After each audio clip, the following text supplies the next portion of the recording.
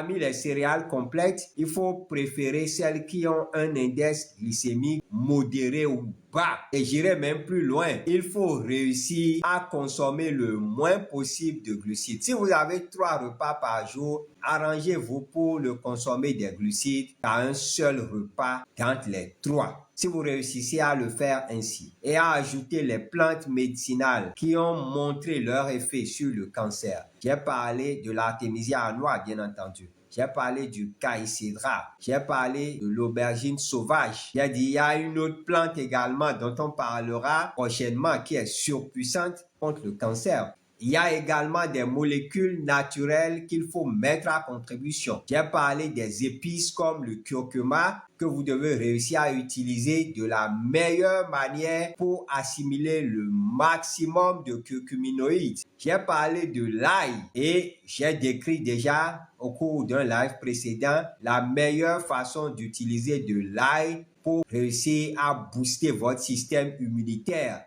Couper l'ail en morceaux et l'avaler, c'est la pire des façons d'utiliser l'ail. Il faut écraser l'ail et le laisser reposer pendant une dizaine, voire une quinzaine de minutes et puis mettre ça dans de l'eau tiède et prendre ça le matin. Vous pouvez ajouter demi-tranche de citron et boire cela le matin à jeun. Je vous assure, vous êtes en train de lutter efficacement déjà contre le cancer. Donc, c'est une stratégie complète. Alors, si vous souffrez déjà de cancer et que vous faites la chimio, il faut forcément recourir à des molécules qui permettent à votre organisme de booster son système immunitaire. Et pour toutes les personnes qui sont dans le live, je vais parler de 2 de ces molécules-là. Il y en a 5 qu'il faut mettre à contribution. Je vais vous en offrir 2. La première, c'est la vitamine D. Vous ne pouvez pas être en train de souffrir du cancer et ne pas vous supplémenter en vitamine